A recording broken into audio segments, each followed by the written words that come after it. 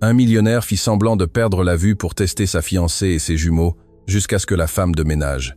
« Tu es incapable. J'espère que tu déguerpiras de cette maison et cesseras de toucher ce qui sera mien », hurla Charlotte, le visage déformé par une rage venimeuse, tandis que son doigt, orné d'une bague sertie d'un diamant de 5 carats, pointait directement la tête de Manon. La jeune employée, tremblant comme une feuille sous la tempête, tomba à genoux sur le tapis persan, serrant désespérément les petits Léo et Théo. Les jumeaux à peine âgés de 2 ans pleuraient, terrifiés, cachant leur visage dans le tablier bleu de la seule personne qui leur offrait de la chaleur dans cet hôtel particulier de glace et de marbre. « Mademoiselle Charlotte, s'il vous plaît », supplia Manon, la voix brisée par les sanglots, n'osant pas lever les yeux. « Ils jouaient seulement, ils n'ont rien cassé, je vous le jure sur ma vie. »« Ta vie est... » Charlotte lâcha un rire cruel, sec, dénué de toute humanité. « Ta vie vaut moins que le vase qu'ils ont failli renverser.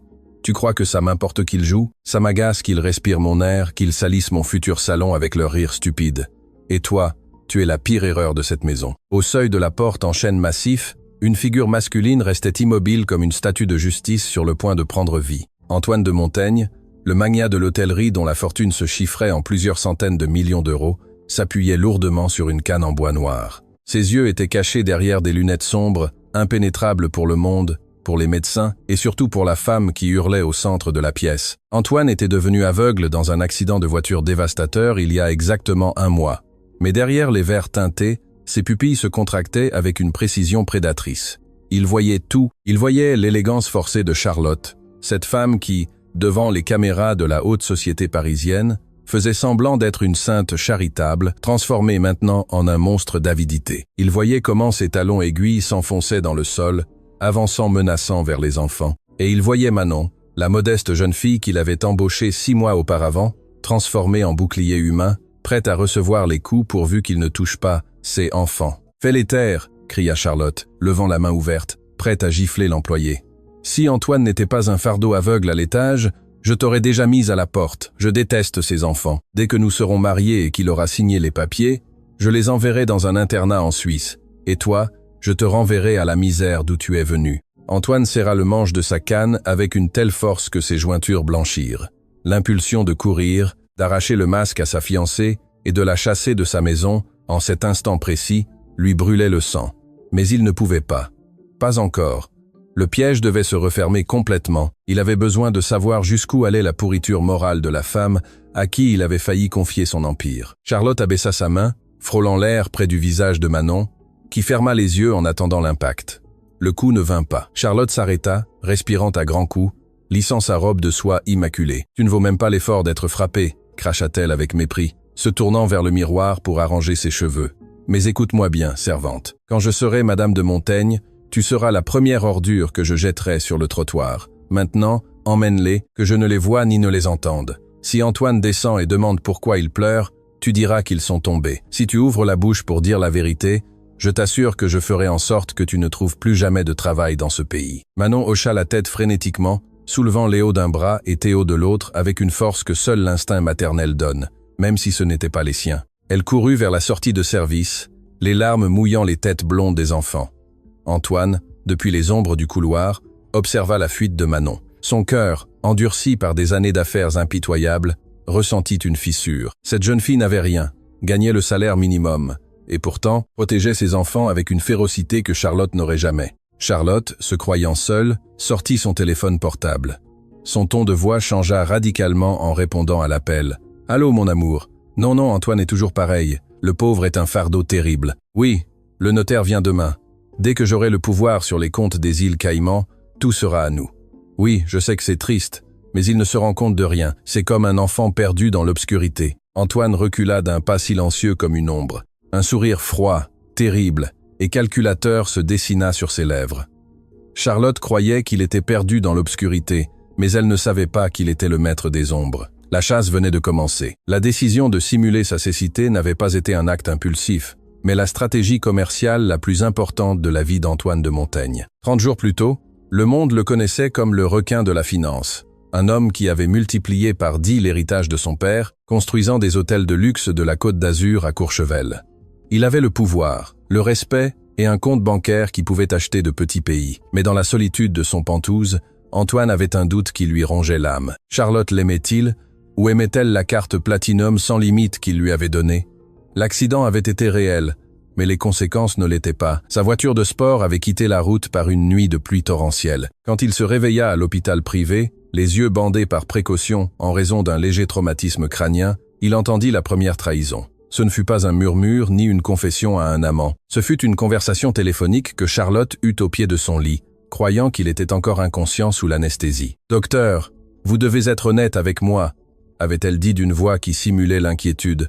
Mais qu'Antoine, avec ses sens aiguisés par l'absence momentanée de vision, détecta comme de l'anxiété financière. « S'il reste invalide, qui gérera la fiducie? Je dois savoir si je dois commencer les démarches de tutelle légale immédiatement. Nous ne pouvons pas laisser l'argent geler. » Antoine sentit un froid glacial lui parcourir la colonne vertébrale. Elle n'avait pas demandé s'il survivrait, elle n'avait pas demandé s'il souffrait.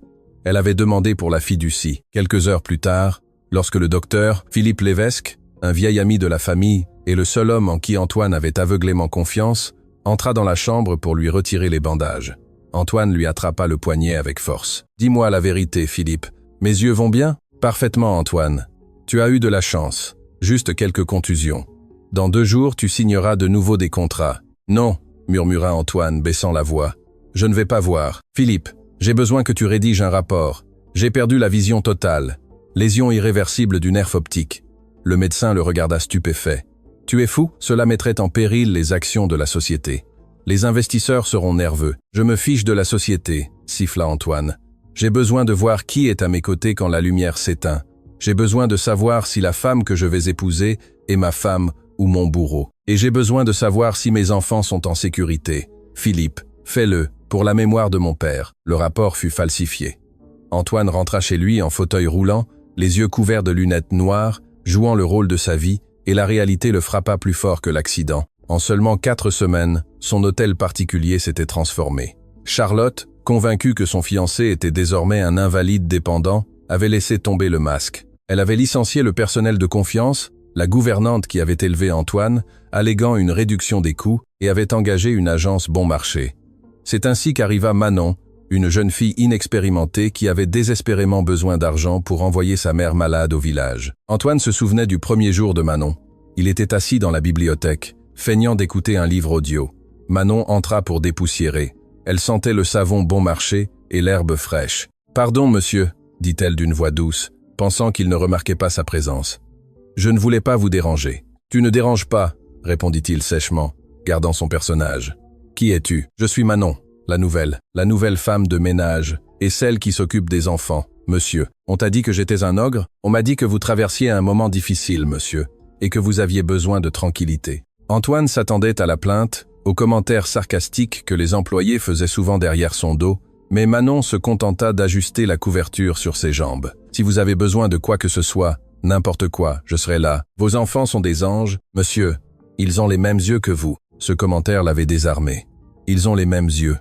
Manon voyait les enfants avec amour, tandis que Charlotte les voyait comme des obstacles qui se disputaient l'héritage. À partir de ce jour, Antoine passa des heures assis dans des endroits stratégiques de la maison, devenant un espion dans son propre foyer. Il écoutait Charlotte organiser des fêtes somptueuses avec l'argent de la petite caisse. Des fêtes où elle se moquait de la tragédie d'Antoine avec ses amis de la haute société. « C'est mieux ainsi », avait-elle dit à une amie en buvant du champagne millésimé à 2 heures de l'après-midi un mardi. Un mari aveugle ne voit pas les factures, ne voit pas avec qui je sors, et le mieux, c'est qu'il ne voit pas que je redécore toute la maison à mon goût. Quand nous nous marierons, je l'internais dans une clinique de repos de luxe, et je serai la reine de tout cela. La rage d'Antoine grandissait de jour en jour, alimentant un plan de contre-attaque méticuleux. Il avait installé des caméras et des micros cachés que lui seul contrôlait depuis une application sur son téléphone, accessible par commande vocale, et un écran adapté qu'il regardait quand personne n'était là. Mais ce qui s'était passé ce matin-là, la scène qu'il venait de voir dans le salon,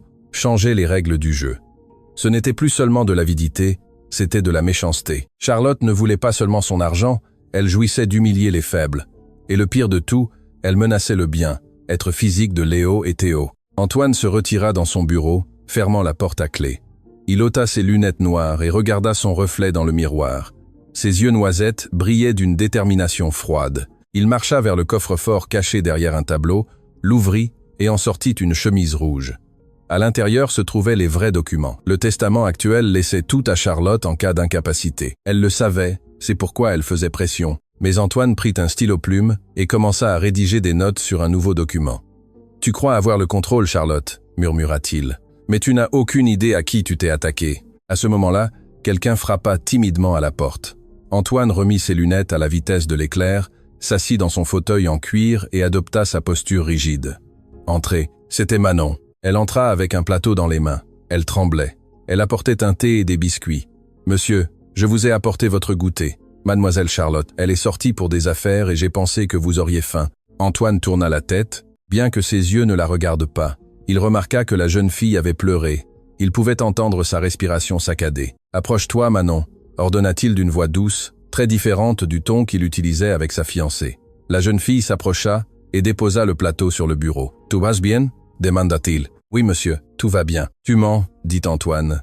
Et pendant une seconde, il craignit d'en avoir trop révélé. « J'entends la peur dans ta voix. Est-il arrivé quelque chose aux enfants ?»« Non, monsieur. Les enfants font la sieste. Ils vont bien. C'est juste que… » Manon hésita. Elle savait que si elle parlait mal de Charlotte, elle serait renvoyée. Mais la bonté de cet homme aveugle lui brisait le cœur. « Monsieur, vous méritez qu'on s'occupe bien de vous. » Antoine sentit un nœud à la gorge. Cette jeune fille, qu'on venait d'humilier et de menacer, s'inquiétait pour lui. « Merci Manon, tu peux te retirer. Mais avant, dis-moi une chose. De quelle couleur est ta robe aujourd'hui ?» Manon fut surprise par la question. « Elle est bleue, monsieur, l'uniforme, n'est-ce pas ?»« Correction, dit-il énigmatiquement. Aujourd'hui, tu portes la couleur de la loyauté. Et cela, Manon, vaut plus que tout l'or de cette maison. » Manon sortit confuse, sans comprendre, mais ressentant une étrange chaleur. Antoine se retrouva seul. La phase d'observation était terminée. La phase d'exécution était sur le point de commencer. Et la première épreuve serait cette même nuit, le dîner avec les investisseurs, où Charlotte prévoyait de consolider son pouvoir. Il lui donnerait du fil à retordre, beaucoup de fil, suffisamment pour qu'elle se pende devant tout le monde. Le dîner à l'hôtel particulier de Montaigne avait toujours été un rituel sacré, un moment de déconnexion et de plaisir gastronomique. Mais cette nuit-là, la salle à manger principale ressemblait à un champ de bataille silencieux, chargé d'une électricité statique qui hérissait la peau. Les bougies de cire importées vacillaient sur la longue table en acajou, projetant des ombres dansantes qu'Antoine observait derrière la sécurité de ses verres sombres. Il était assis en bout de table, rigide, les mains posées sur la nappe en lin égyptien, simulant ce regard vide et perdu qu'il avait perfectionné au cours du dernier mois. Face à lui, à l'autre bout de la table, se trouvait Charlotte. Si Antoine avait été réellement aveugle, il se serait laissé tromper par la douceur sirupeuse de sa voix. « Antoine, mon chéri, je te sers un peu plus de vin ? C'est un Bordeaux Grand Cru classé de 94, ton préféré. » dit-elle d'un ton qui suintait l'inquiétude et l'amour conjugal. En même temps, ce qu'Antoine voyait était très différent de ce qu'il entendait. Il voyait une femme qui levait les yeux au ciel, avec agacement en parlant, qui tapait frénétiquement sur son portable d'une main, tout en tenant la bouteille de l'autre, ignorant complètement sa présence physique. La discrépance entre la voix d'ange et le visage de démon ennuyé lui retournait l'estomac plus que la nourriture elle-même. « Non, merci », répondit Antoine en faisant une pause délibérée, déplaçant sa main maladroitement jusqu'à heurter légèrement son verre d'eau, en renversant quelques gouttes. Il voulait voir sa réaction. Charlotte poussa un soupir inaudible. Une grimace de dégoût déforma ses lèvres parfaitement maquillées de rouge. Elle essuya la table avec une serviette, le faisant brusquement, mais sa voix resta de velours. « Oh, mon amour, ne t'inquiète pas, ce n'est qu'un petit peu. Laisse-moi t'aider. Tu es si vulnérable maintenant. Ça me brise le cœur de te voir ainsi, si dépendant. Mais n'aie crainte, je serai tes yeux et tes mains. Tu seras mon bourreau si je te laisse faire, » pensa Antoine en serrant la mâchoire. À ce moment-là, la porte de service s'ouvrit silencieusement. Manon entra avec le plateau du deuxième plat. Elle marchait la tête baissée, essayant de se rendre invisible. Elle portait l'uniforme impeccable, mais Antoine, avec sa vision périphérique aiguisée par l'adrénaline, remarqua le rougissement de ses yeux et une légère marque sur son poignet, probablement de quand Charlotte l'avait attrapé auparavant. « Voici, monsieur », murmura Manon en plaçant l'assiette devant lui avec une délicatesse extrême, guidant doucement la main d'Antoine vers les couverts. « Le poisson est coupé en petits morceaux, sans arête, comme vous l'aimez. Faites attention, l'assiette est chaude. » La différence était abyssale. Tandis que Charlotte lui parlait comme s'il était un enfant idiot, Manon lui parlait avec dignité, respectant son supposé handicap, mais sans lui ôter sa virilité. Soudain, un cri aigu rompit le silence sépulcral de la salle à manger. Il venait de l'étage. C'était le pleur inconsolable de Léo, suivi immédiatement par celui de Théo. Un chœur d'angoisse enfantine qui fit qu'Antoine faillit se lever de sa chaise par instinct. Il se força à rester immobile, enfonçant ses ongles dans ses paumes. « Qu'est-ce qui se passe ?» demanda Antoine en tournant la tête vers le plafond. « Pourquoi pleure-t-il ainsi ? Il ne pleure jamais à cette heure. » Charlotte laissa tomber sa fourchette avec fracas sur l'assiette en porcelaine. Son visage se contorsionna en un masque de fureur froide dirigé vers Manon, qui était restée paralysée près du buffet. « C'est incroyable !» s'exclama Charlotte en changeant son ton pour celui d'une fausse indignation. « Encore une fois, Antoine, mon amour, je ne voulais rien te dire pour ne pas t'inquiéter dans ton état, mais je crois que Manon n'a pas de patience avec les enfants. » Manon leva les yeux horrifiés. « Mademoiselle, ce n'est pas vrai ?»« Tais-toi !» la coupa Charlotte en frappant la table de la paume de la main. « N'ose pas me répondre devant monsieur Antoine. Avant de descendre dîner, j'ai entendu des bruits étranges dans la chambre des enfants. Je crois qu'elle les pince pour qu'ils s'endorment plus vite ou les effraie. Ce n'est pas normal qu'ils pleurent dès qu'elle entre dans la chambre. » Le mensonge était si vil, si calculé, qu'Antoine sentit une vague de chaleur monter dans son cou. Il savait parfaitement que les enfants pleuraient parce qu'ils s'ennuyaient de leur père, parce qu'ils sentaient la tension dans la maison, et probablement parce que Charlotte les avait enfermés ou grondés avant de descendre. « Manon !» dit Antoine d'une voix grave et profonde, tournant son visage couvert vers l'endroit où il savait que se trouvait l'employé. « Monsieur de Montaigne, je vous le jure sur la mémoire de ma mère. » La voix de Manon tremblait, pleine de larmes contenues. « Je ne leur ferai jamais de mal. Je les aime comme s'ils étaient miens. Ils pleurent parce qu'ils font des cauchemars. J'ai essayé de les calmer, mais... » « Des excuses !» interrompit Charlotte en se levant et en marchant vers Antoine pour lui poser une main possessive sur l'épaule. « Mon chéri, tu dois me faire confiance. Une mère sait ces choses. Et même si je ne suis pas encore leur mère biologique, mon instinct me le dit. Cette jeune fille n'est pas fiable. Nous devrions la renvoyer ce soir même. Je peux m'occuper des jumeaux. » Antoine sentit la main de Charlotte comme une griffe sur son épaule. Il savait que si Manon partait, ses enfants seraient à la merci de cette femme. Ses enfants perdraient leur unique protection. Il devait jouer ses cartes avec une maîtrise chirurgicale. « Non », dit Antoine posément. Le silence qui suivit fut dense. Charlotte retira lentement sa main. « Comment dis-tu ?»« J'ai dit non », répéta Antoine, feignant un ton de fatigue extrême. « Charlotte, mon amour, nous ne pouvons pas la renvoyer maintenant. Les enfants sont habitués à elle. Un changement brusque, ajouté à mon accident, serait traumatisant pour eux et pour moi. J'ai besoin de stabilité. Si nous la renvoyons aujourd'hui, qui nettoiera demain? Qui m'aidera à m'habiller si tu dois aller au club ou à tes réunions de la fondation? Tu ne peux pas tout faire. Tu es trop délicate pour le sale boulot. » Antoine savait exactement quel bouton presser. Il fit appel à la vanité et à la paresse de Charlotte. Elle détestait tout travail domestique. L'idée de devoir changer des couches ou nettoyer le sol la répugnait. Charlotte soupira. Un son dramatique et théâtral. « Tu as raison, ma vie, toujours en train de penser à tout, même dans ton état. Je suis trop bonne. C'est mon problème. D'accord, Manon reste pour l'instant, mais je la surveillerai de près. » Elle se tourna vers Manon et Antoine, vit comment ses yeux se transformaient en fentes de haine pure, tandis que sa bouche souriait pour maintenir la façade auditive. Elle fit un geste de la main comme pour chasser une mouche. « Va-t'en, monte faire taire ces sales gamins et assure-toi qu'ils n'interrompent plus notre dîner. » Manon fit une révérence rapide et sortit en courant de la salle à manger. Antoine entendit ses pas pressés monter l'escalier. Ce n'est que lorsque le bruit de la porte de service se referma qu'il permit à ses épaules de se détendre d'un millimètre. « Merci Charlotte, dit-il, prenant une gorgée d'eau pour avaler la bile qu'il avait à la gorge. Tu es un ange d'avoir tant de patience. » Charlotte se rassit, satisfaite. Elle avait gagné, ou du moins le croyait-elle. Elle avait le contrôle. « Je le fais pour toi, Antoine. Tout ce que je fais, je le fais pour toi. » Et en parlant de faire des choses pour nous, son ton changea, devenant plus sérieux, plus commercial. « Demain, maître Anselme, le notaire, viendra. Tu te souviens de lui ? J'ai confirmé le rendez-vous. Il est vital que nous signions cette procuration. Les actions de la chaîne hôtelière baissent à cause de l'incertitude concernant ta santé. Ils ont besoin de voir un leadership fort. Ils ont besoin de me voir prendre le contrôle en ton nom. Anselif ?» Antoine hocha lentement la tête comme une poupée cassée. « Oui, la procuration. Tu as raison. Demain, sous la table, sa main libre se serra en un point si fort que les ongles s'enfoncèrent dans la chair jusqu'à presque saigner. Demain serait le jour, l'épreuve du feu. Il allait lui tendre un appât si juteux qu'elle ne pourrait y résister, et en le mordant, elle montrerait ses vrais crocs. Le lendemain matin se leva gris et pluvieux, comme si le ciel de Paris savait qu'une tempête se préparait à l'intérieur de l'hôtel particulier de Montaigne. Antoine s'était réveillé tôt, ou plutôt, il n'avait pas dormi. Il avait passé la nuit à revoir chaque clause légale dans son esprit, visualisant chaque scénario possible. À 10 heures du matin, Charlotte entra dans sa chambre. Elle ne frappa pas à la porte, elle ne le faisait plus. Pour elle, l'intimité d'Antoine était insignifiante. Bonjour, Marmotte, dit-elle d'une voix stridente et joyeuse qui blessait les oreilles. Aujourd'hui est le grand jour. Maître Leclerc arrivera dans une demi-heure. Allez, tu dois être présentable. Nous ne voulons pas qu'il pense que tu t'es laissé aller. Antoine était assis au bord du lit en pyjama. Charlotte s'approcha et commença à choisir ses vêtements. Elle ne lui demanda pas ce qu'il voulait porter. Elle sortit un costume gris anthracite, une chemise blanche et une cravate bleu marine. « Lève les bras », ordonna-t-elle, comme on habille un mannequin. Antoine obéit, la laissant lui boutonner la chemise.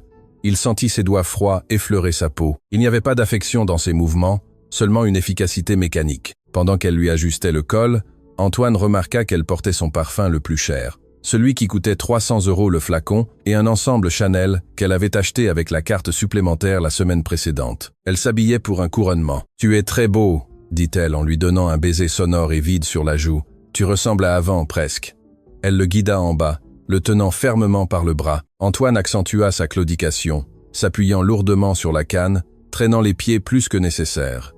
Il voulait paraître faible, fini, un lion sans dents. Dans le bureau, Maître Leclerc attendait déjà. Le notaire, un homme petit et rond avec des lunettes à monture dorée, se leva en les voyant entrer. Antoine le connaissait depuis des années. C'était un homme de loi compétent, mais facilement intimidable. « Bonjour, monsieur Antoine, madame Charlotte », salua le notaire, visiblement mal à l'aise devant l'image du puissant magnat, maintenant réduit à un homme aveugle et guidé par sa fiancée. « Asseyez-vous, Henri, s'il vous plaît », dit Antoine, tâtonnant la chaise en cuir derrière son bureau avant de s'y laisser tomber avec un soupir lourd. Charlotte s'assit à ses côtés, très près, envahissant son espace personnel. « Bien, Henri, » dit-elle, prenant immédiatement l'initiative. « Nous n'avons pas beaucoup de temps. Antoine se fatigue vite. Vous avez apporté les documents dont nous avons discuté, n'est-ce pas? La procuration, générale et absolue. »« Oui, bien sûr. » Henri ouvrit sa mallette et en sortit une pile de feuillets. Voici le projet de procuration générale. Ce document vous octroie, Madame Charlotte, plein pouvoir pour administrer tous les biens, comptes bancaires, propriétés et décisions corporatives de Monsieur de Montaigne, sans aucune limitation compte tenu de son état de santé actuel. Antoine entendit le froissement du papier. Il pouvait sentir l'anxiété de Charlotte vibrer dans l'air. Elle salivait presque. « Parfait, » dit-elle en tendant la main. « Donnez-le-moi. Je lui guiderai la main pour signer. »« Un moment, » interrompit Antoine. Sa voix était douce, mais elle avait suffisamment d'autorité pour arrêter le mouvement d'Henri. « Comment ?» demanda Charlotte avec un brin d'irritation. « Antoine, mon chéri, c'est un langage légal très ennuyeux et dense.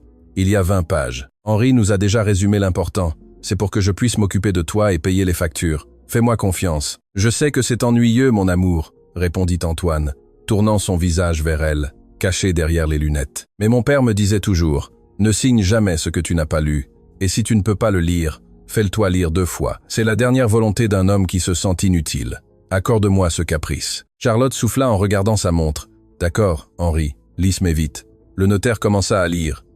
Ce fut une torture de 30 minutes. Clause après clause, Antoine entendait comment il était légalement dépossédé de sa vie. Accès au compte en Suisse, pouvoir de vendre des immeubles, contrôle total sur la fiducie des jumeaux. Tout passait entre les mains de Charlotte. Pendant qu'il écoutait, Antoine observait Charlotte. Elle n'écoutait pas les mots, elle regardait les étagères, elle regardait ses ongles, elle regardait le stylo Mont Blanc en or posé sur le bureau comme s'il s'agissait du sceptre qu'elle était sur le point de manier. Et en conclusion, la mandataire est habilitée à agir au nom du mandant en toute liberté, termina Henri en essuyant la sueur de son front.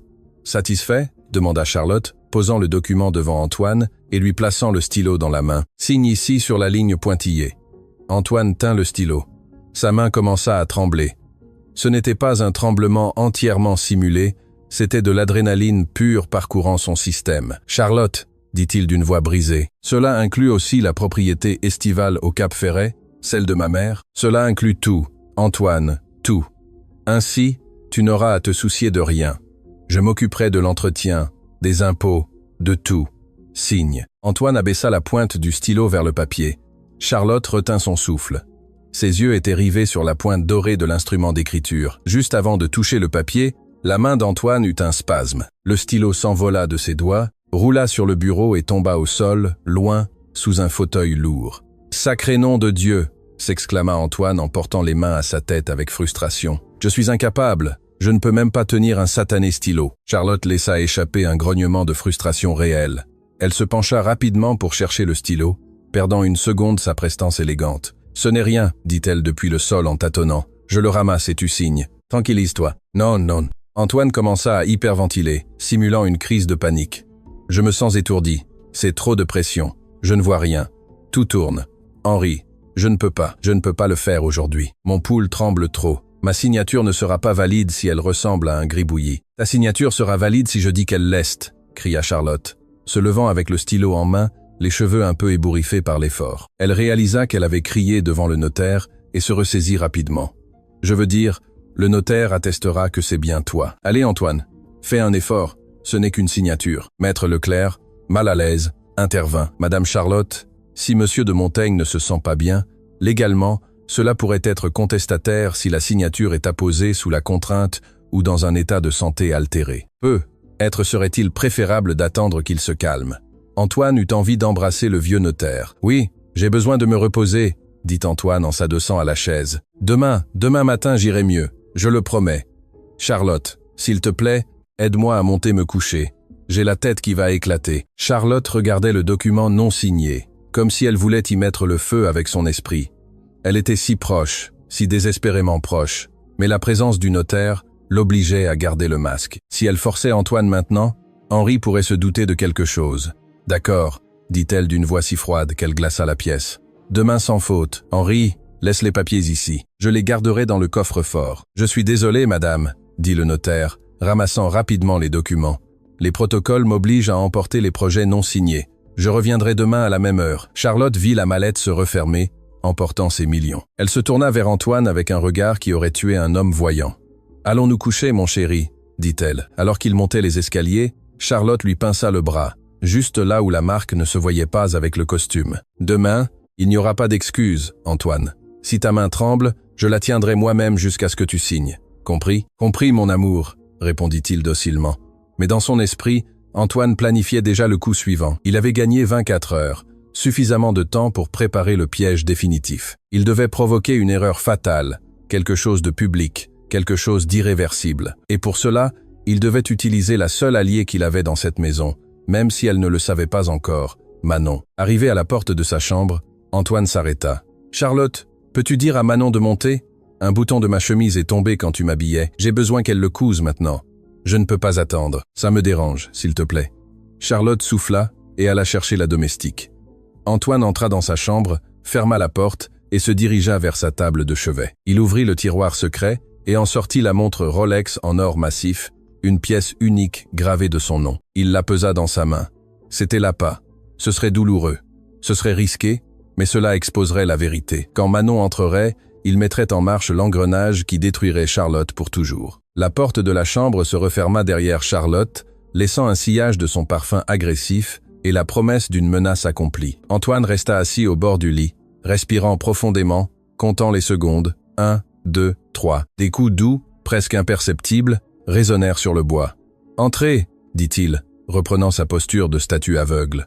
Manon entra d'un pas léger, elle portait un petit nécessaire à couture en osier sous le bras. « Permettez-moi, monsieur Antoine. Mademoiselle Charlotte m'a dit qu'un bouton était tombé. »« Oui, ici, au poignet droit. » Antoine tendit le bras vers la voix. « Je ne vais pas l'enlever. J'ai mis une demi-heure à la boutonner avec mes doigts maladroits.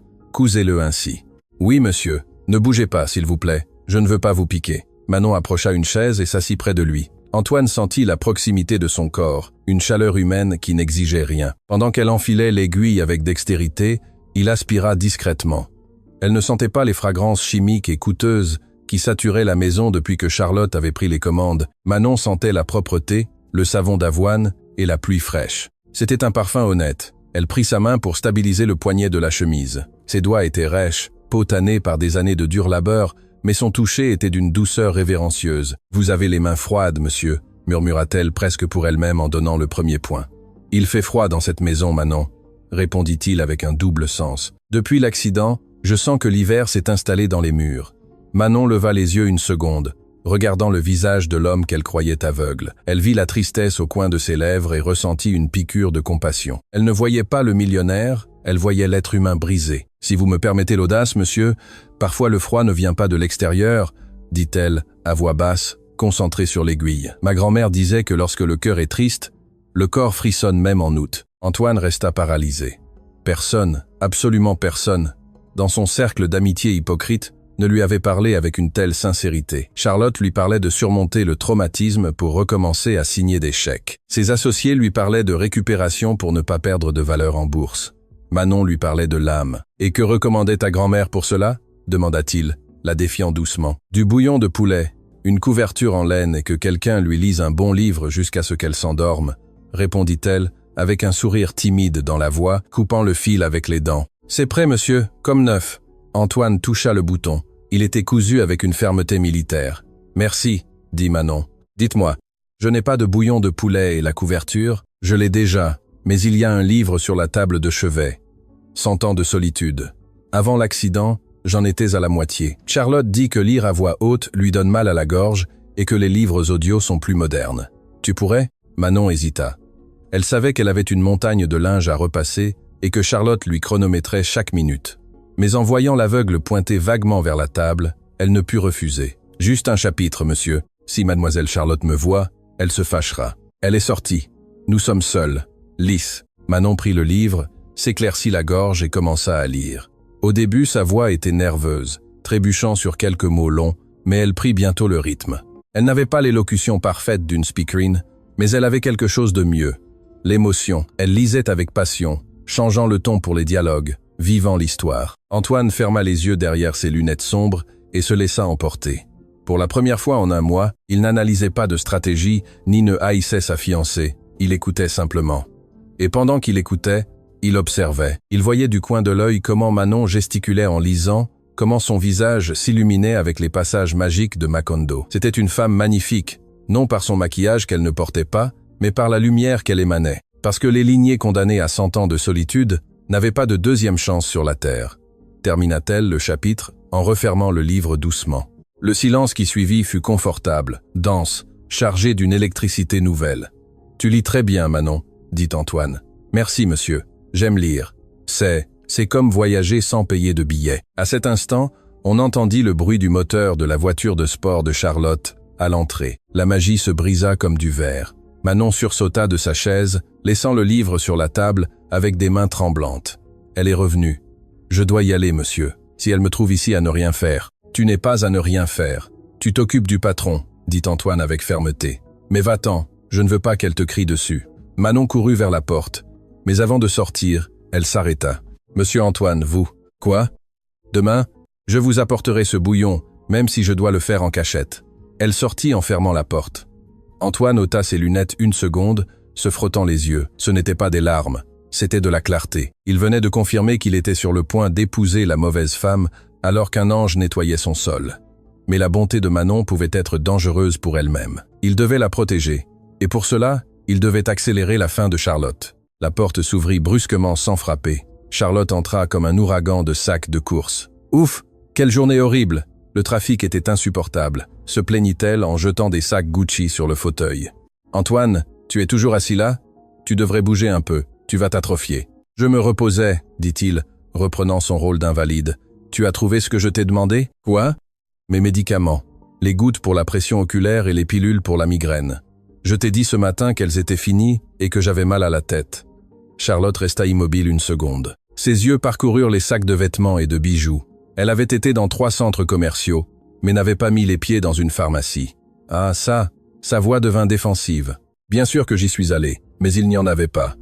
Oui, c'est ça. Ils m'ont dit qu'il y avait un problème de distribution nationale. Ils doivent les commander en Allemagne. Ça prendra quelques jours. Mensonge. Antoine savait que ces pilules se vendaient même au supermarché du coin. « Quelques jours ?» demanda-t-il, laissant un ton de panique simulé s'immiscer dans sa voix. « Charlotte, les docteurs. L'évêque a dit que si je ne les prenais pas, la pression pouvait monter et me provoquer une hémorragie cérébrale. J'ai très mal à la tête en ce moment. »« Oh, Antoine, ne sois pas dramatique, » répliqua-t-elle en sortant une robe à paillettes d'un sac. « Prends une aspirine et c'est tout. Je ne vais pas traverser la ville encore une fois. Je suis épuisé. De plus, je dois essayer ça pour le gala de charité de la semaine prochaine. Tu aimes la couleur ? Ah, c'est vrai, tu ne peux pas la voir. C'est un magnifique vert émeraude. » Antoine sentit une haine si pure qu'il dut se mordre la langue pour ne pas crier. Elle préférait le voir mort plutôt que de froisser sa nouvelle robe. « D'accord, » dit-il sèchement. « Une aspirine. » Mais ce ne serait pas une aspirine. Cet après-midi-là, Antoine allait mettre à l'épreuve le cœur de cette maison. Il allait simuler l'effondrement que Charlotte ignorait. Et alors, il verrait qui courait pour le sauver. L'après-midi tomba lourdement sur l'hôtel particulier. Charlotte s'était enfermée dans son dressing, essayant des tenues et parlant par appel vidéo avec ses amis, riant aux éclats. Antoine, depuis sa chambre, écoutait les rires lointains pendant qu'il préparait le décor. Il attendit que ce soit 7 heures du soir, l'heure où la maison était la plus calme. Manon était généralement dans la cuisine, préparant le dîner des jumeaux. Antoine jeta un verre d'eau par terre pour faire du bruit, puis il se laissa tomber de la chaise sur le sol, frappant sous sable, tapis de son corps. Il commença à gémir, un son guttural et angoissant, suffisamment fort pour être entendu dans le couloir. « À l'aide !» cria-t-il, feignant que sa voix le lâchait. « Charlotte, ma tête !» Silence à l'étage. La musique dans la chambre de Charlotte était trop forte. Elle ne l'entendait pas ou ne voulait pas l'entendre. Il cria de nouveau, plus fort. « À l'aide, s'il vous plaît !» Il entendit des pas rapides, presque une course, montant les escaliers de service. Ce n'étaient pas les talons de Charlotte. C'étaient les pantoufles en caoutchouc de Manon. La porte s'ouvrit brusquement. « Monsieur Antoine !» cria Manon en le voyant étendu sur le sol, les mains sur la tête. Elle s'agenouilla à ses côtés instantanément, sans se soucier de rien. Elle lui releva la tête avec précaution, la plaçant sur ses genoux. « Qu'est-ce qui vous arrive? Que ressentez-vous? Mon Dieu, vous êtes pâle. Les médicaments !» allaita Antoine, jouant la douleur avec une crédibilité digne d'un Oscar. « La pression. Je sens que ça va exploser. Charlotte. Elle a les pilules. » Manon regarda vers la porte ouverte, angoissée. « Mademoiselle Charlotte !» cria Manon de toutes ses forces. « Venez vite, monsieur est en train de mourir !» Personne ne répondit. On entendait seulement la musique pop étouffée de l'aile et de la maison. « Elle a dit qu'il n'y en avait pas !» murmura Antoine, en attrapant la main de Manon. « Elle a dit qu'il n'y en avait pas à la pharmacie. » Manon comprit tout en une seconde. Elle vit les sacs de marque de luxe dans le couloir. Elle vit le désintérêt. Elle savait que ces médicaments étaient vitaux. Elle avait lu la notice la semaine précédente en nettoyant la salle de bain. « Peste !» murmura Manon, une malédiction qui sonna comme une prière. Elle regarda Antoine. « Monsieur, tenez bon, ne bougez pas, je vais chercher de l'aide. Ne pars pas, je ne veux pas mourir seul. Vous n'allez pas mourir, je vous l'interdis, je vais chercher vos médicaments. Il n'y en a pas, elle a dit dans toute la ville. Elle ment, dit Manon avec une fureur soudaine. Il y a une pharmacie de garde à 3 rues, j'y vais, tenez bon 5 minutes. 5 minutes. Manon le laissa au sol avec un oreiller, se leva et sortit en courant. Antoine l'entendit descendre les escaliers en sautant les marches 2 par 2. Il entendit la porte principale s'ouvrir et se refermer avec force. Antoine cessa de gémir et ouvrit les yeux derrière ses lunettes. Il se redressa légèrement, regardant par la fenêtre. Il vit Manon courir sur l'allée sous la pluie fine qui avait commencé à tomber. Elle n'avait pas de parapluie, pas de manteau, elle courait comme si sa propre vie en dépendait. 10 minutes éternelles s'écoulèrent.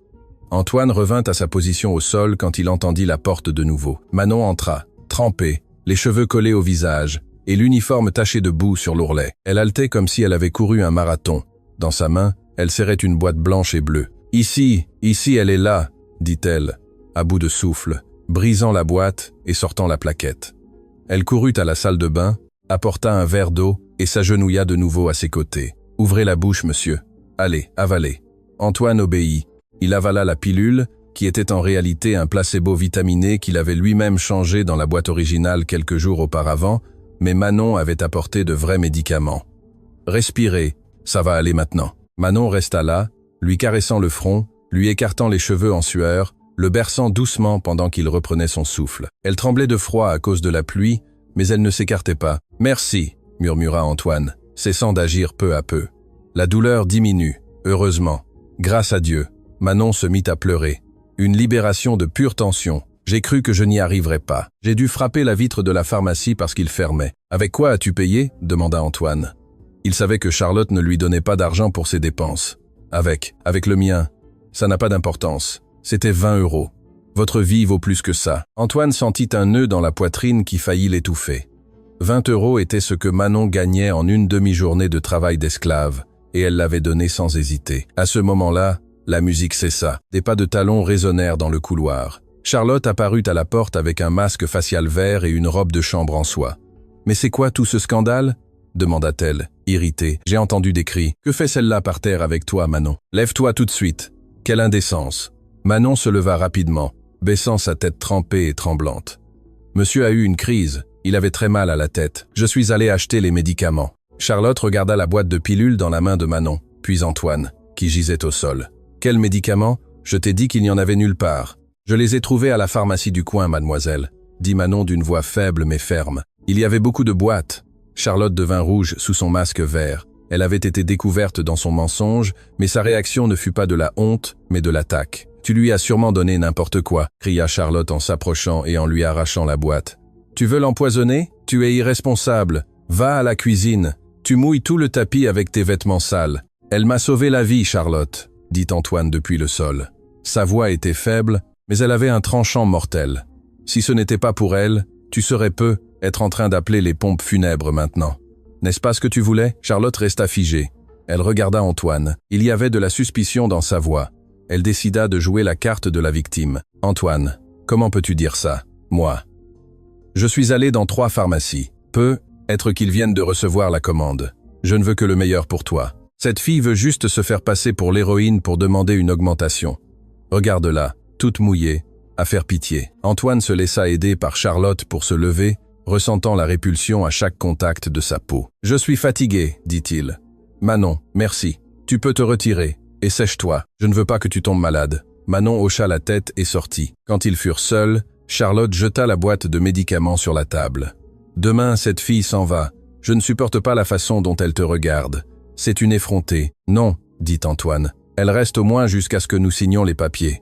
Je me sens plus en sécurité, sachant qu'il y a quelqu'un qui peut courir si tu es occupé. » Charlotte serra les dents. « Bien, mais signe demain sans faute. »« Je le ferai, » promit Antoine. Et il le ferait, mais il ne signerait pas ce qu'elle croyait. Cette nuit-là, pendant que Charlotte dormait, Antoine sortit du lit. Il alla à la chambre de service où Manon dormait sur un lit de camp inconfortable.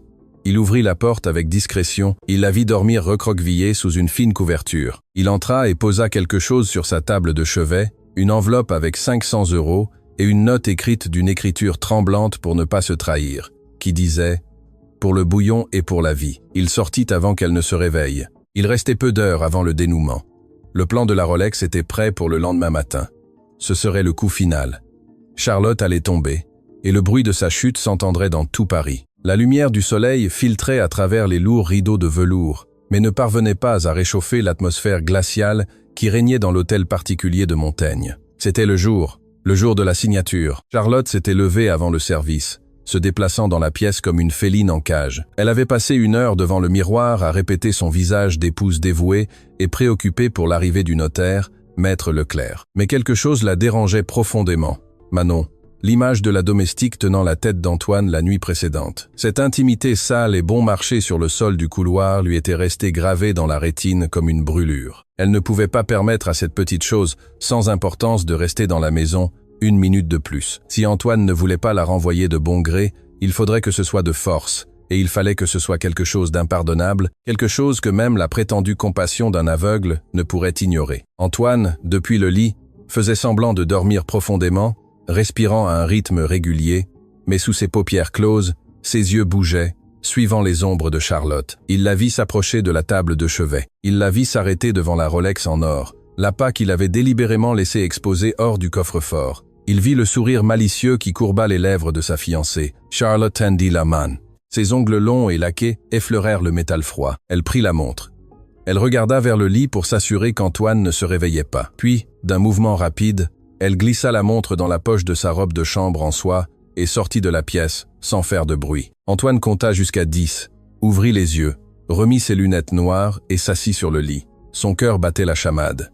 Le piège était activé. Il ne restait plus qu'à attendre le cri. En bas, dans le hall principal, Manon finissait de polir le sol en marbre. Ses genoux lui faisaient mal, mais elle travaillait avec ardeur. Elle voulait finir rapidement pour préparer le petit déjeuner spécial qu'elle avait promis aux jumeaux. Elle n'avait pas remarqué que Charlotte descendait les escaliers, l'observant avec une attitude de prédatrice. « Toi !» appela Charlotte d'une voix impérieuse. Manon sursauta et se leva rapidement, cachant ses mains rougies derrière son tablier. « Bonjour, mademoiselle Charlotte. Désirez-vous votre café ?»« Je ne veux pas de café de tes mains sales !» cracha Charlotte en s'approchant dangereusement. « Je veux que tu montes nettoyer le dressing de monsieur, tout de suite. C'est dégoûtant et je veux que tu le fasses bien, pas comme tu nettoies en bas, où il reste toujours des marques. »« Oui, mademoiselle, j'y vais tout de suite. » Manon se dirigea vers les escaliers, passant à côté de Charlotte. Ce fut à cet instant précis, au croisement de leurs corps, que Charlotte fit semblant de trébucher. Aïe, attention, stupide, cria Charlotte, attrapant Manon par le bras pour se stabiliser. Pardon, je ne vous ai pas vu. Dans la confusion du contact, avec une prestidigitation digne d'un pickpocket professionnel, Charlotte glissa la lourde montre en or dans la large poche droite du tablier de Manon. L'employé, étourdi par la poussée et les cris, ne sentit pas le poids supplémentaire parmi les chiffons de nettoyage qu'elle y portait. « Dégage de ma vue !» cria Charlotte, la poussant vers le haut. « Monte !» Manon courut les escaliers avec le cœur battant. Charlotte resta en bas, lissant sa robe de chambre, et regarda sa montre-bracelet. Il restait 5 minutes avant l'arrivée du notaire. Parfait. 10 minutes plus tard, la sonnette retentit. C'était Maître Leclerc. Charlotte le reçut avec son plus beau faux sourire. « Maître Leclerc, ponctuel comme toujours. Entrez, entrez. Antoine va descendre tout de suite.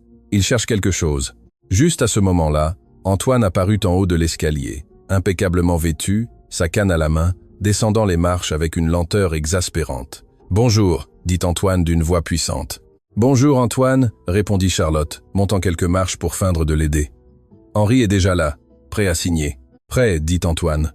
Mais alors il s'arrêta, se toucha le poignet gauche, fronça les sourcils. « Attends ma montre. » Charlotte retint son souffle, jouant la surprise. « Quelle montre, mon chéri ?»« La Rolex, celle de mon grand-père. Je l'ai laissée sur la table de chevet la nuit dernière. Je ne la trouve pas. Je pensais que tu l'avais rangée. »« Non, je n'ai rien touché, » dit Charlotte, élevant le volume de sa voix pour que le notaire entende bien. « Tu es sûr que tu ne l'as pas portée ? Je suis aveugle, Charlotte. »« Non, stupide. Je sais que je ne la porte pas, et je sais où je l'ai laissée. »« Mon Dieu !» s'exclama Charlotte, portant les mains à sa bouche. « Antoine, cette porte de la terrasse était ouverte ce matin, mais ce ne serait pas impossible, à moins que... » Elle se tourna vers le couloir où Manon venait de descendre avec un panier de linge sale. « Manon !» Le cri de Charlotte résonna dans les murs comme un coup de canon. Manon se figea en lâchant le panier. « Oui, madame. »« Venez ici tout de suite, » ordonna Charlotte. Manon s'approcha en tremblant, sentant les regards de tous. Le notaire confus, Monsieur Antoine avec son visage impénétrable derrière ses lunettes, et Mademoiselle Charlotte, qui ressemblait à un dragon sur le point de cracher du feu. « Où est-elle » exigea Charlotte. « Quoi, mademoiselle ? Je ne comprends pas. »« Well one. » La montre d'Antoine, la Rolex en or massif, a disparu de sa table de chevet, et tu es la seule à avoir été à cet étage ce matin. En plus de nous, je n'ai rien pris, je vous le jure. J'ai juste nettoyé le couloir et... Menteuse ! Charlotte se jeta sur elle. Je t'ai vu rôder comme une pie. Videz vos poches maintenant. Mais, mademoiselle, s'il vous plaît, Manon pleurait en reculant. Que tu les vides, j'ai dit. Charlotte attrapa le tablier de Manon et le secoua violemment. Le son fut inimitable. Un clank métallique et lourd contre le sol de marbre. La montre en or tomba de la poche de Manon et glissa jusqu'à s'arrêter aux pieds de Maître Leclerc. Le silence qui suivit fut absolu, rompu seulement par les sanglots étouffés de Manon. « La voilà !» cria Charlotte, triomphante, montrant la preuve du délit. « Je le savais. C'est une voleuse, une vulgaire voleuse qui profite d'un aveugle. Henri, vous êtes témoin. Elle a volé un bijou de famille d'une valeur de 50 000 €. » Manon regardait la montre au sol, les yeux écarquillés. Elle ne comprenait pas comment elle était arrivée là. Le monde tournait autour d'elle. « Non, ça ne peut pas être. Je n'ai pas. Quelqu'un l'a mise, » balbutia-t-elle en hyperventilant. « Tais-toi !» Charlotte se tourna vers Antoine. « Antoine, appelle la police. Tout de suite, qu'il l'emmène menotter. Je veux qu'elle pourrisse en prison. Et les enfants, j'appellerai les services sociaux pour qu'ils les emmènent, parce qu'une voleuse ne peut pas avoir d'enfants. » Ce fut le coup bas, mentionner les enfants. Manon tomba à genoux, rampant vers Antoine, attrapant le bas de son pantalon. « Monsieur Antoine, s'il vous plaît, ne me retirez pas mes enfants. Je vous le jure sur ma vie, je ne l'ai pas volée. Je ne sais pas comment elle est arrivée là. Croyez-moi, s'il vous plaît. » Charlotte souriait. C'était l'échec et mat. Antoine devrait la renvoyer.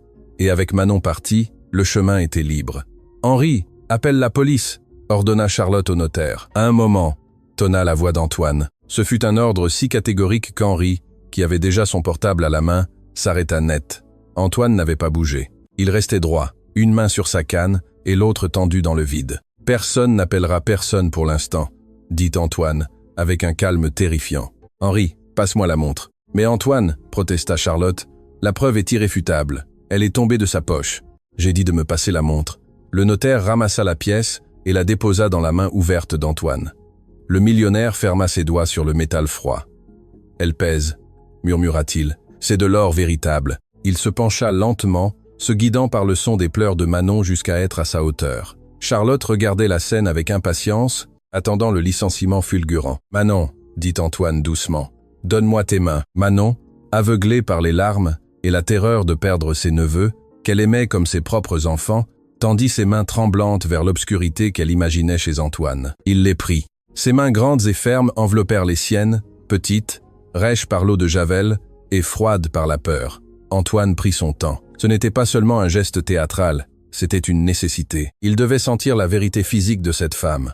Avec ses pouces, il caressa doucement les callosités dans les paumes de Manon, les minuscules cicatrices de celle qui travaille du lever au coucher du soleil. Il sentit son pouls s'emballer à son poignet, un battement frénétique de petit oiseau pris au piège. « Les mains d'un voleur sont généralement moites de culpabilité, » dit Antoine à voix haute, pour que tout le monde l'entende. Ou tendu, prêt à fuir. Il fit une pause, inclinant la tête comme s'il écoutait un secret que seul l'univers lui murmurait. Mais ses mains sont froides, elles sont sèches et tremblent de peur, pas de malice. Antoine resserra un peu plus son étreinte. Ce sont des mains de travail, Charlotte. Des mains qui, hier, m'ont sauvé d'une crise. Des mains qui ont nettoyé, cuisiné et pris soin de mes enfants quand leur propre mère était trop occupée à acheter des robes. Charlotte poussa un grognement d'incrédulité, faisant un pas en avant. Ses talons résonnèrent agressivement sur le marbre. Pour l'amour de Dieu, Antoine, arrête de jouer au détective mystique. La montre était dans sa poche. Nous l'avons vue tomber. Quelle autre preuve as-tu besoin? C'est une délinquante. Antoine se leva lentement, aidant Manon à se relever avec lui sans lui lâcher une main. Il se tourna vers l'endroit où il savait que se trouvait Charlotte. Bien que ses yeux soient cachés, l'intensité de sa présence la fit reculer d'un pas instinctivement. « Charlotte, as-tu déjà essayé de mettre un objet de cette taille et de ce poids dans une poche sans que cela se voie ?» demanda-t-il avec une logique implacable. Si Manon avait voulu le voler, elle l'aurait caché dans ses sous-vêtements ou dans son sac. Le portèrent dans son tablier ample pendant qu'elle nettoie le sol. C'est stupide. Et Manon n'est pas stupide. Alors elle est négligente ou arrogante. Peu importe. Elle a volé, cria Charlotte, perdant son sang-froid. Si tu ne la renvoies pas, je le ferai. Tu es aveugle, Antoine. Ton jugement est troublé. C'est moi qui vois la réalité ici. La réalité? Antoine laissa échapper un rire court et amer. Parfois, l'obscurité te permet de voir des choses que la lumière cache. Il tira doucement Manon vers lui, la rapprochant si fort qu'elle put sentir son eau de Cologne, un mélange de bois et de tabac. Il inclina la tête vers son oreille. Ce fut un mouvement rapide, intime, qui exclut le reste de la pièce. « Fais-moi confiance », murmura Antoine si bas que seule elle put l'entendre. Ce fut un souffle d'espoir au milieu de l'ouragan. « Je sais que ce n'est pas toi. Tiens bon un peu plus. » Il se sépara d'elle et éleva de nouveau la voix, s'adressant au notaire. « Henri, tu me connais. Tu sais que je suis un homme d'instinct. Mon instinct m'a rendu millionnaire, et mon instinct me dit qu'il y a une erreur ici. Peut être que la montre est tombée et qu'elle l'a ramassée sans réfléchir. Peut être est-elle apparue là par magie. Antoine. » Charlotte était rouge de rage. « C'est inouï. Tu me discrédites devant le personnel et le notaire. Si tu ne la mets pas à la porte tout de suite, je pars. » Antoine savait que c'était un coup de bluff. Charlotte n'irait nulle part sans la signature. « Personne ne part, » dit Antoine avec autorité. « Manon, retourne à ton travail. Emmène la montre dans ma chambre et mets-la dans le coffre-fort. Tu as la combinaison pour le nettoyage, n'est-ce pas ?» Manon hocha la tête, incapable de parler, serrant la montre contre sa poitrine, comme une relique sacrée. « Tu lui donnes la combinaison du coffre-fort ?» Charlotte semblait sur le point de faire une crise cardiaque. « Tu es devenu fou, Ezra ?» « Manon, vas-y, » ordonna Antoine, ignorant sa fiancée. Manon courut vers les escaliers, lançant un dernier regard de gratitude infinie vers l'homme aux lunettes sombres, un regard qui promettait une loyauté éternelle. Quand ils se retrouvèrent seuls avec le notaire, l'ambiance était irrespirable. Charlotte respirait à grands coups, ses mains crispées. « Tu m'as humilié, » siffla-t-elle. « Tu défends la servante avant ta future épouse. »« Je ne défends pas la servante, » dit Antoine, se rasseyant lourdement sur une chaise, feignant que le stress lui pesait. « Je défends la justice. Et en ce moment, Charlotte, cette discussion m'a épuisé. Mes mains tremblent. Je sens que je vais avoir une autre migraine. » Antoine leva ses mains pour que Henri les voie. Elles tremblaient visiblement. « Henri, je crois que je ne suis pas en état de signer quoi que ce soit en ce moment. Avec ce niveau de stress, ma signature serait illisible. » Le notaire, qui se sentait comme un intrus dans une guerre domestique, hocha vigoureusement la tête en rangeant ses affaires. « Je comprends parfaitement, monsieur Antoine. Le stress est un poison pour votre condition. Il vaudra mieux remettre cela à un autre moment, quand il y aura plus d'harmonie. » Charlotte vit son plan s'écrouler pour la deuxième fois. La montre, qui devait être le catalyseur de sa victoire, était devenue sa défaite, Mais elle ne pouvait pas le forcer maintenant. Pas avec le notaire devant, la regardant avec suspicion à cause de son éclat de colère. Elle devait changer de tactique. Elle devait être plus intelligente. « D'accord, » dit Charlotte, ravalant sa fierté et forçant un sourire douloureux. « Tu as raison, mon amour. J'ai été très impulsive. C'est juste que je suis nerveuse quand il s'agit de ta sécurité. Pardonne-moi. Repose-toi. Henri, je vous raccompagne à la porte. » Pendant que Charlotte accompagnait le notaire, Antoine resta seul dans le hall. Il ajusta ses lunettes. Il avait gagné une autre bataille, mais la guerre finale serait cette nuit. Charlotte ne se rendrait pas. Elle tenterait quelque chose de drastique pour reprendre le contrôle, et il serait prêt. Mais ce qu'Antoine ne savait pas, c'était jusqu'où irait la méchanceté de Charlotte. Pendant qu'elle fermait la porte derrière le notaire, ses yeux se posèrent sur la porte de la cave, où se trouvait le tableau électrique et la salle de jeu des enfants. Si Manon ne partait pas de bon gré, il faudrait qu'une tragédie survienne de sa faute, une tragédie impliquant les jumeaux. Charlotte sourit, un sourire qui n'atteignit pas ses yeux. « Profite de ta victoire, petit aveugle », murmura-t-elle pour elle-même, « car cette nuit, tu vas souhaiter n'être jamais né. » Elle monta les escaliers non pas vers sa chambre, mais vers la chambre des enfants. La phase finale de son plan venait de commencer.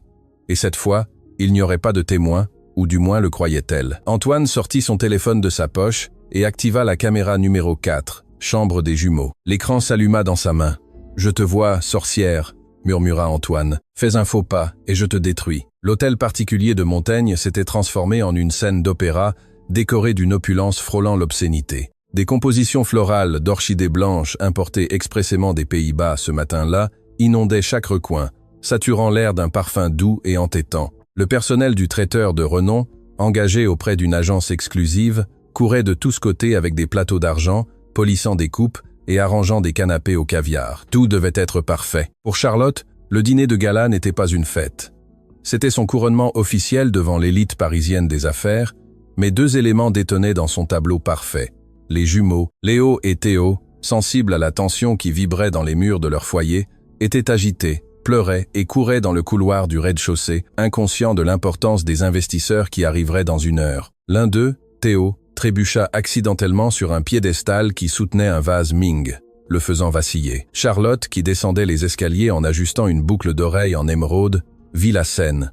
Ses nerfs, déjà tendus par la performance qu'elle devait maintenir, cédèrent. « Ça suffit !» cria-t-elle, un son aigu qui coupa le murmure des serveurs. « J'en ai assez de ces morveux !» Elle se jeta sur les enfants avec une vitesse prédatrice.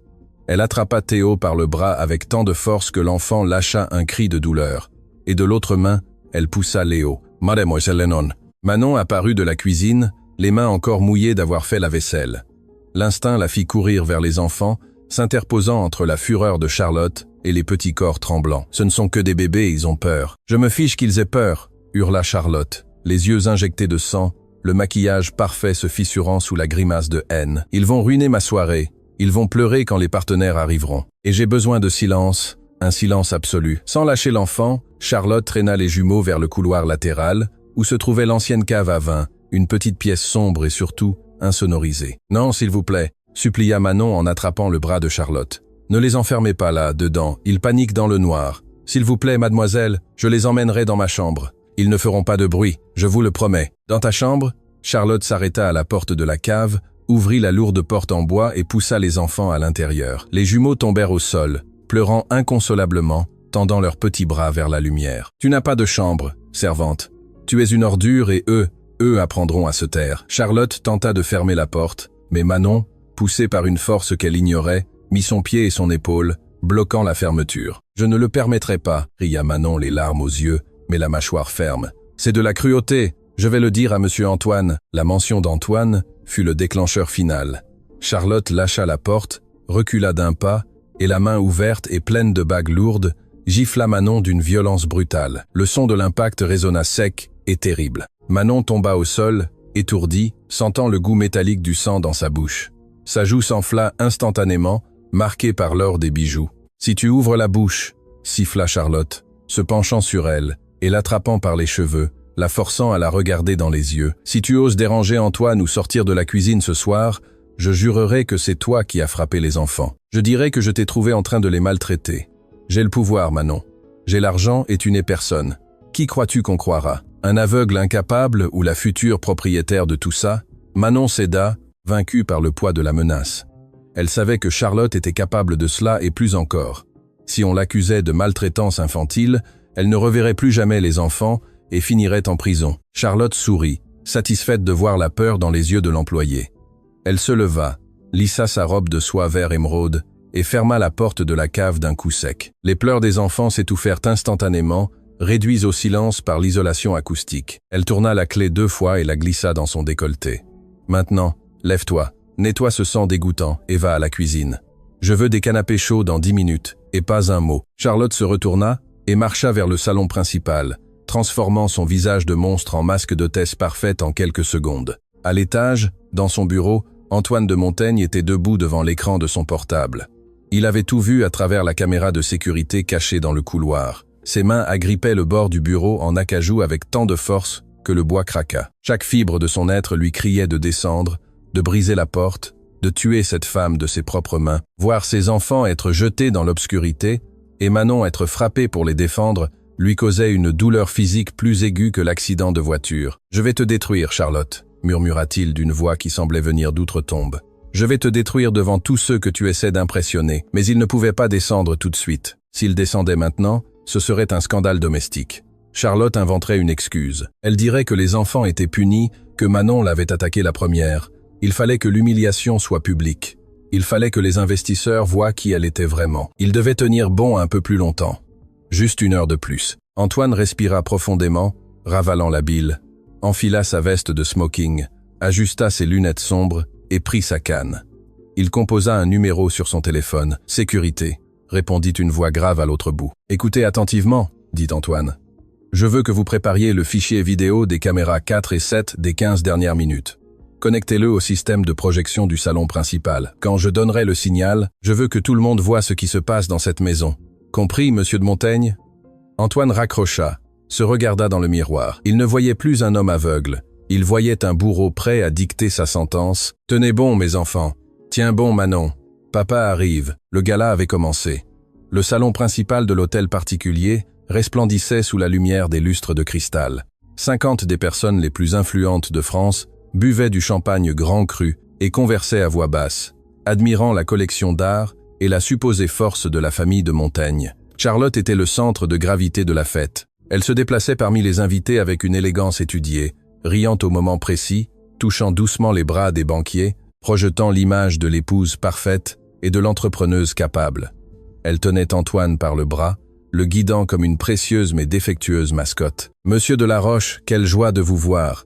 dit Charlotte en saluant le principal actionnaire du groupe hôtelier. « Permettez-moi de vous présenter Antoine, bien que, vous savez, il n'est plus le même qu'avant. » Antoine tendit la main dans le vide, un peu décalé par rapport à l'endroit où se trouvait l'homme, feignant la désorientation. « De la Roche, » dit Antoine d'une voix faible. « Merci d'être venu. »« Antoine, mon ami, quelle tragédie !» dit de la Roche en lui serrant la main avec cette compassion gênante que les puissants ont face à la faiblesse d'autrui. « Mais je vois que vous êtes entre de bonnes mains. Charlotte est un bijou. »« Elle l'est, » dit Charlotte, serrant le bras d'Antoine avec une force possessive. « Je fais ce que je peux. C'est difficile, vous savez. Porter le fardeau de l'entreprise et de la maison seul. Maintenant qu'il. Enfin, vous comprenez. Mais quelqu'un doit être fort. » Antoine eut des nausées. Elle vendait son incapacité pour se positionner comme la seule dirigeante viable. La nuit avançait et l'alcool déliait les langues. Charlotte, enivrée par son propre succès et par la certitude que les enfants étaient enfermés et la servante soumise, décida que c'était le moment du coup final. Elle fit un signe au serveur pour qu'il baisse la musique et prit une coupe de champagne et un microphone. Elle monta sur une petite estrade qu'ils avaient installée devant la cheminée. La lumière des projecteurs l'éclairait, la faisant briller comme une déesse dorée. « Amis, partenaires, famille », commença-t-elle d'une voix vibrante. « Merci à tous de vous joindre à nous en cette soirée si complexe. » Le salon se tut. Tous les yeux étaient fixés sur elle. Antoine restait en bas, appuyé sur sa canne, près d'un grand écran de projection utilisé pour les présentations d'entreprise, maintenant éteint. « Comme vous le savez tous, le dernier mois a été une épreuve de feu pour nous, » continua Charlotte, en posant une main sur sa poitrine, feignant l'émotion. « L'accident d'Antoine a changé nos vies. Voir un homme si brillant sombrer dans l'obscurité éternelle a été dévastateur. » Elle fit une pause dramatique. Certains invités hochèrent la tête avec tristesse, mais sa voix se durcit, gagnant en force. La vie continue et les affaires aussi. Antoine, dans sa sagesse, a reconnu qu'il ne peut plus diriger le groupe hôtelier Montaigne. Son état nécessite du repos, de la paix et de s'éloigner du stress. Antoine serra le poing sur la tête de sa canne. « Continue à parler, pensa-t-il. Creuse ta tombe. C'est pourquoi, annonça Charlotte en levant sa coupe, j'ai le plaisir et l'honneur d'annoncer qu'à partir de demain, après avoir signé les derniers documents légaux qu'Antoine a préparés avec tant d'amour, j'assumerai la présidence totale du groupe. Et non seulement cela, sourit-elle, un sourire triomphant qui montrait toutes ses dents. Je veux aussi vous inviter tous à notre mariage que nous célébrerons la semaine prochaine. Ce sera une cérémonie intime ici même, car l'amour véritable n'a pas besoin d'yeux pour se voir, n'est-ce pas? Les applaudissements éclatèrent. Un applaudissement poli, mais enthousiaste. Charlotte buvait les applaudissements comme du nectar. Elle se sentait intouchable, reine de la maison, reine de l'entreprise, propriétaire de l'argent. Pendant qu'ils applaudissaient, personne ne remarqua que la porte de service située au fond du salon dans la pénombre s'ouvrait lentement. Personne, sauf Antoine, qui regardait de ce côté derrière ses lunettes noires. Manon apparut. Elle ne portait pas son uniforme impeccable habituel. Elle était échevelée, avec le tablier taché de sang séché sur le col et la joue gauche enflée et violette à cause du cou. Elle boitait légèrement, mais dans ses bras, elle portait Léo et Théo. Antoine sentit un frisson de fierté et de terreur. Comment était-elle sortie? La réponse arriva en voyant la main de Manon. Elle saignait. Elle avait brisé la vitre de la petite fenêtre de la cave. Elle s'était glissée dans un interstice impossible et avait sorti les enfants, se coupant au passage. C'était une lionne blessée. Le murmure des applaudissements commença à décroître un par un. Les invités se retournèrent en voyant la figure spectrale de la servante blessée entrer dans le salon de luxe. Le silence se répandit comme une tache d'huile gênante et dense. Charlotte, depuis l'estrade, vit comment les visages des investisseurs passaient de l'admiration à l'horreur. Elle suivit leurs regards et se retourna. En voyant Manon là, debout, défiante, avec les enfants serrés contre son cou, la coupe de Charlotte lui glissa des doigts et s'écrasa au sol, se brisant en 1000 morceaux. Le son du verre brisé fut le seul bruit dans la pièce. « Mais que fait cette folle ici » cria Charlotte, perdant les pédales, oubliant le microphone qu'elle tenait encore, amplifiant son hystérie. « Sécurité, jetez-la dehors !» Elle a enlevé les enfants. « Regardez-la, elle est ivre et violente !» Les gardes de sécurité, confus, firent un pas vers Manon. Que personne ne la touche. La voix d'Antoine résonna dans la pièce, plus puissante que n'importe quel microphone. Antoine se sépara du mur. Il ne s'appuyait plus sur sa canne. Il marcha vers le centre de la pièce. Ses pas étaient fermes, sûrs. Il ne traînait pas les pieds, il ne tâtonnait pas. Il marchait directement vers Manon. Charlotte le regarda en clignant des yeux, confuse. « Antoine, que fais-tu? Attention, tu vas tomber. » Antoine arriva jusqu'à Manon, s'arrêta devant elle et, avec une délicatesse infinie, leva la main et toucha la joue tuméfiée de la femme. « Je suis désolé, » murmura-t-il. « Je suis désolé d'avoir mis si longtemps. Je devais être sûr qu'elle ne nous dérangerait plus jamais. Mais j'ai laissé qu'on te fasse du mal, et cela, je ne me le pardonnerai jamais. » Manon le regarda et, malgré la douleur sur sa joue et le sang sur ses mains, elle sourit faiblement. « Ils sont en sécurité, monsieur » murmura-t-elle, caressant la tête de Léo. « Les enfants sont en sécurité. C'est la seule chose qui compte. Vous voyez ?»« Oui » dit Antoine, prenant les mains ensanglantées de Manon entre les siennes et les embrassant avec révérence devant le regard stupéfait de 50 témoins. « Je vois. Et enfin je vois ce qui est vraiment précieux. La fête s'était dispersée, mais pas comme se terminaient habituellement les galas de la haute société. Il n'y eut pas de longs adieux ni de promesses de déjeuner futur. Les invités, honteux d'avoir été témoins et complices silencieux de l'ascension d'une sociopathe, partirent rapidement, murmurant des excuses précipitées à Antoine en sortant. « Je suis vraiment désolé, Antoine. Nous n'avions aucune idée. Si vous avez besoin de quelque chose de légal, appelez-moi. Quel courage, Antoine. Quel courage !» Antoine les congédiait par de secs hochements de tête. Il ne se souciait pas de leur validation. Il voulait qu'ils partent. Il voulait nettoyer sa maison de l'hypocrisie. Lorsque la dernière voiture de luxe franchit le portail de sortie, Antoine ferma la porte principale à clé. Le silence qui s'ensuivit n'était pas le silence oppressant d'avant, c'était un silence propre, de renouveau. Il se tourna vers le hall. Il ne restait que 4 personnes dans l'immense hôtel particulier. Lui, Manon et les 2 enfants, qui s'étaient endormis sur un canapé du salon, épuisés par leurs pleurs. Manon était assise dans un fauteuil voisin avec un linge glacé qu'Antoine lui avait apporté, pressé contre sa joue. L'ecchymose s'assombrissait déjà. « Je vais appeler le docteur Lévesque pour qu'il vienne vous voir », dit Antoine en sortant son portable. « Non, monsieur, s'il vous plaît », dit Manon en essayant de se lever, mais faisant une grimace de douleur à cause de la cheville qu'elle s'était tordue en cassant la fenêtre. « Ce n'est pas nécessaire. Je vais bien. Ce n'est qu'un coup. Demain, je serai prête à nettoyer tout ce désordre de la fête. » Antoine rangea son portable et la regarda sévèrement. « Manon, Écoutez-moi bien. Demain, vous ne nettoierez rien. Et après-demain non plus. Manon baissa les yeux, la peur revenant dans ses yeux. Vous allez me renvoyer? Je sais que j'ai cassé la fenêtre de la cave et que j'ai sali le tapis de sang. Je le déduirai de mon salaire, je vous le promets, mais ne me mettez pas dehors. J'ai besoin de ce travail. Antoine s'approcha d'elle, s'assit sur la table basse devant son fauteuil et lui retira doucement la glace du visage pour voir sa blessure. Ses doigts effleurèrent la peau meurtrie, avec une tendresse qui fit que Manon retint son souffle. « Manon, regardez-moi » ordonna-t-il. Elle leva ses grands yeux bruns, pleins de larmes non versées. « Je ne vais pas vous renvoyer, mais vous ne serez plus la femme de ménage non plus. Cette étape s'est terminée au moment où vous avez brisé cette fenêtre pour sauver mes enfants. Aucune employée ne fait ça. Seule une mère le fait. Mais je ne comprends pas. J'ai renvoyé tout le personnel de sécurité, expliqua Antoine.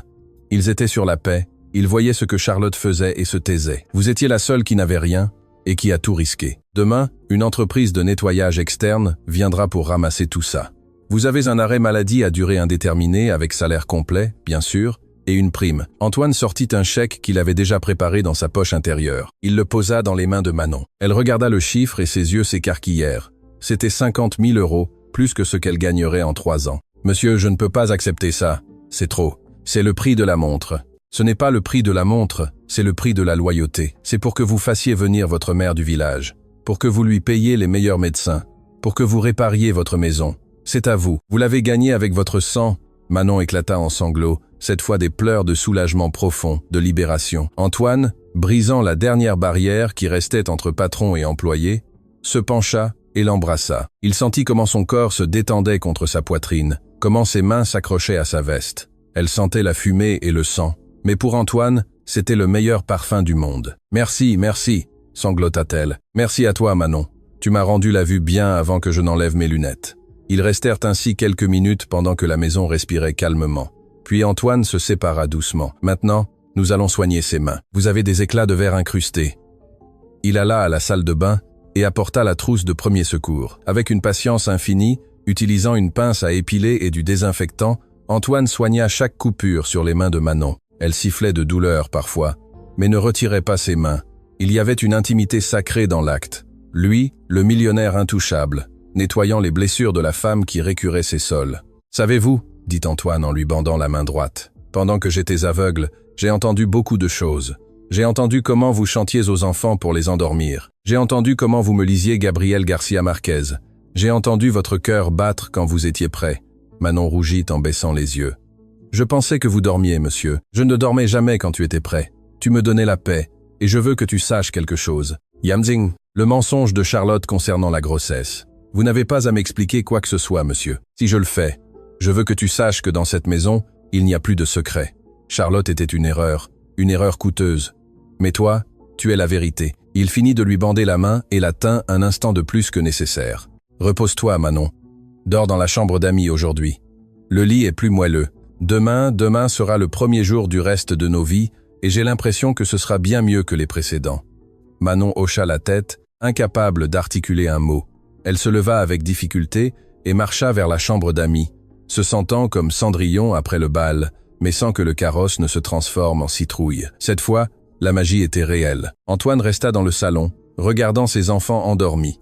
Il s'approcha d'eux, les couvrit d'une couverture et leur embrassa le front. « Papa est là », leur murmura-t-il, « et il ne s'en ira plus nulle part. » Il s'assit dans le fauteuil en face d'eux, veillant sur leur sommeil, sans lunettes sombres, voyant chaque détail, chaque respiration, chaque promesse d'avenir. Le cauchemar de Charlotte était terminé. L'aube était proche et apportait avec elle une lumière qu'Antoine n'avait pas vue depuis des années. Quelques mois plus tard, cette lumière brillerait encore plus fort, mais ce serait la dernière partie de l'histoire, la partie où la justice poétique se transforme en amour. 8 mois se sont écoulés depuis cette nuit où le mensonge s'est brisé contre le sol en marbre du salon.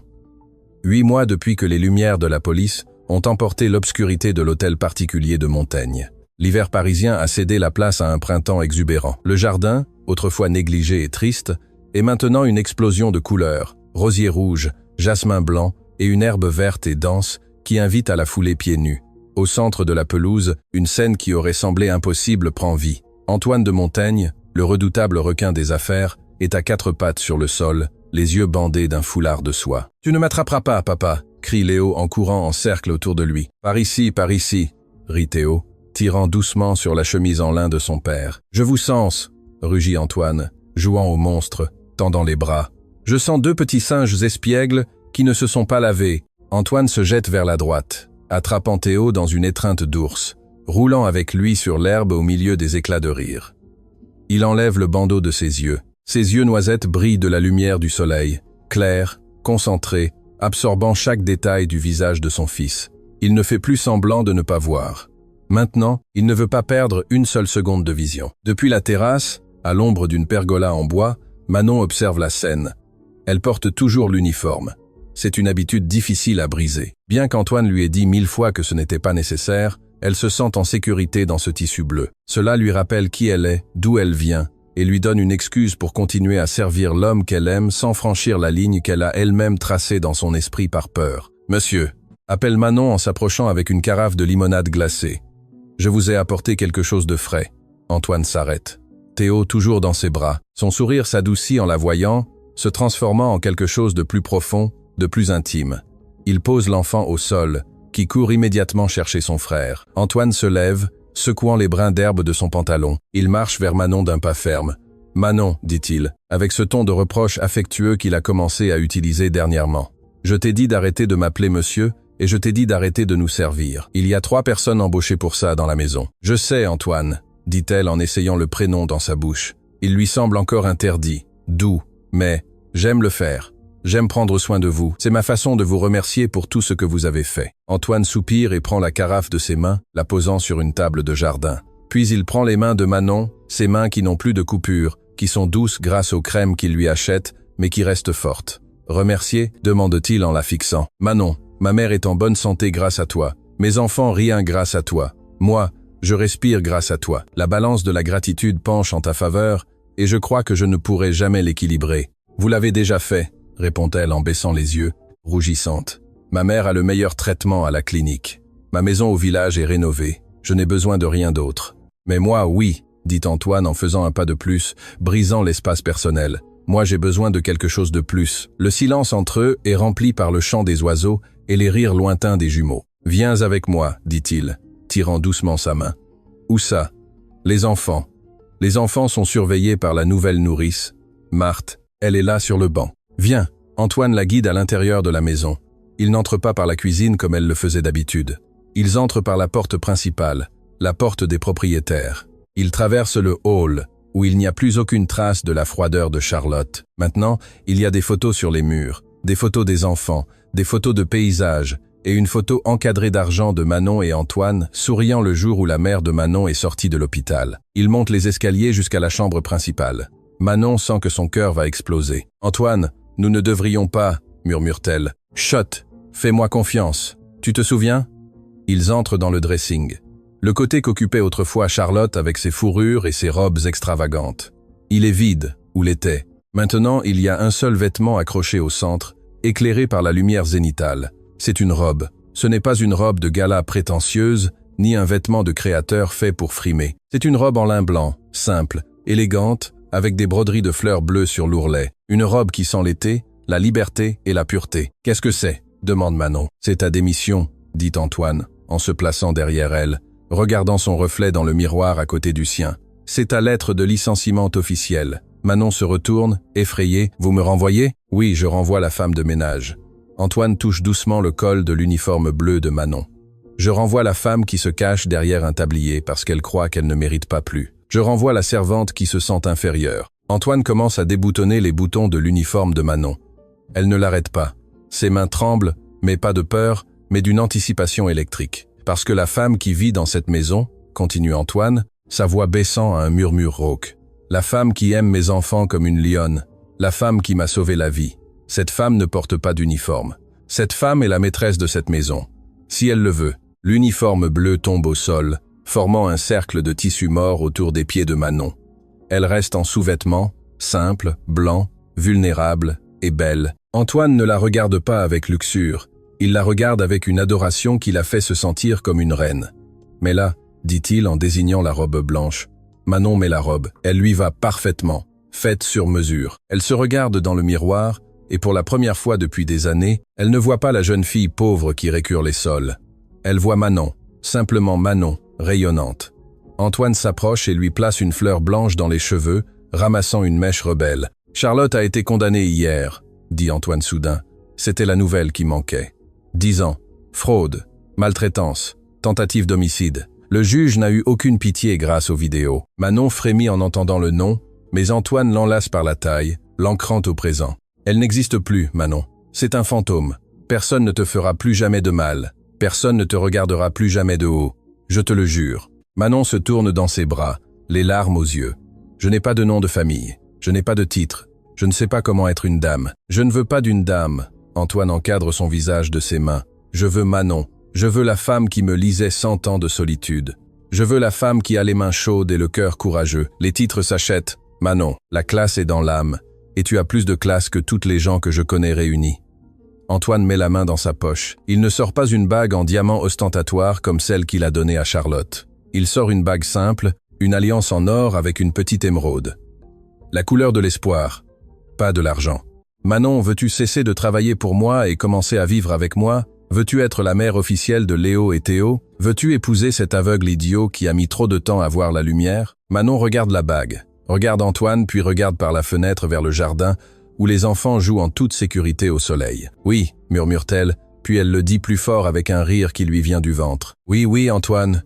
Oui à tout. » Antoine lui met la bague. Ils s'embrassent. Ce n'est pas un baiser de film hollywoodien, c'est un baiser réel, profond, scellé par la promesse de celui qui a vu l'enfer et a décidé de construire le ciel. « Papa, Manon !»